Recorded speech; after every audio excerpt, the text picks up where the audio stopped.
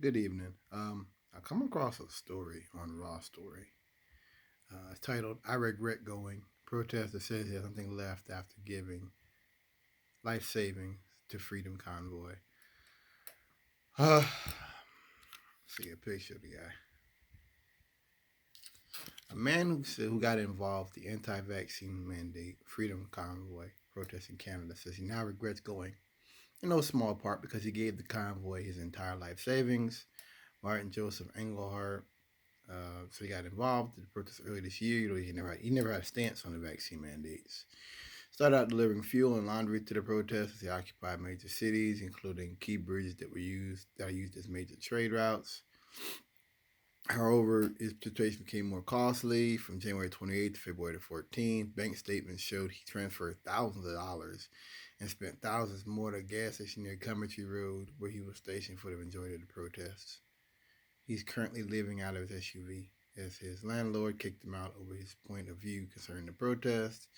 He regrets that he has nothing left, and his protest disrupted life for so many Ottawa residents.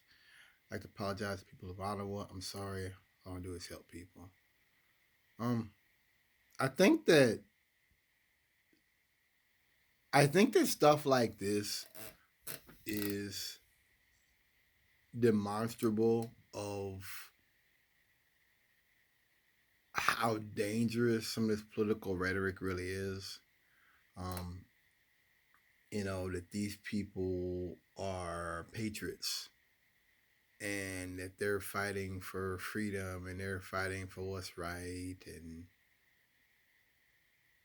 now it's over with. Nobody even remembers that.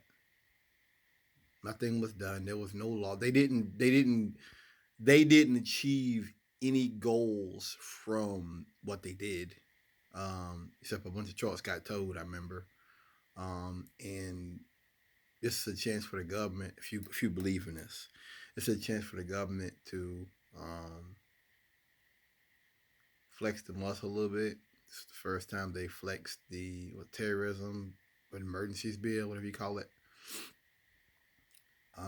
I am a person that does believe in government overreach in that way. That you have people in the government who would like to have more power to the executive or whatever you call it in Canada, but um, they gave those people a legitimate reason to flex those powers they wouldn't have otherwise. They did that. Um, what I mean by that is when they use emergency bills, continuity of governance, whatever you want to call it, uh, they are in a way going around the Constitution or going around whatever Canada uses Constitution. That's bad. The government should go through the law when they deal with the people. Anything other than that is bad. Um, this man, probably a gullible fool, has lost everything. What if he gets sick? What if he gets hurt? This guy spent all, and he's old. He looks like he's big and fat, like he's got health problems, and nobody cares. See, it's just like all the folks that died during COVID that talked down the vaccine and made mockery of the vaccine. I follow a group on Reddit called the Herman Cain Award.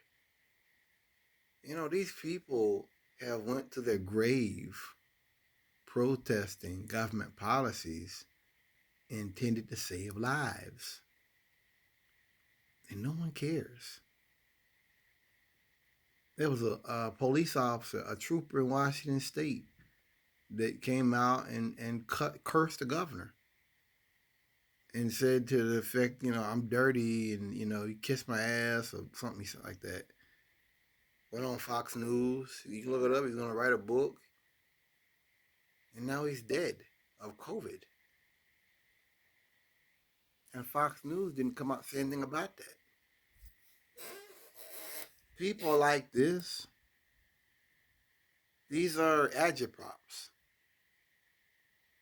knowingly or unknowingly.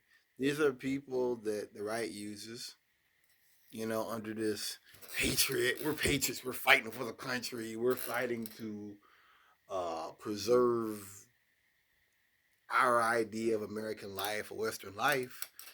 And when they die, or they get sick, or they lose their life savings, in this man's case, they're thrown to the side. I don't know why this story bothered me, but for a man of that age, you're supposed to be building. You're supposed to have your house. You're supposed to have stuff, and it's just, to me, it's tragic. But you have gullible people like this. They're not gun nuts. They're not necessarily racists. They're not necessarily on this uh, start a civil war, but they're gullible in the idea of they're fighting against an existential threat, and in the end, they wind up losing it all. I don't know. I'm always put it to you straight on this channel. I'm always going to present the facts as I see them. And cases like this, these are stuff you won't hear about anywhere else. I pray for that man. Thanks for listening.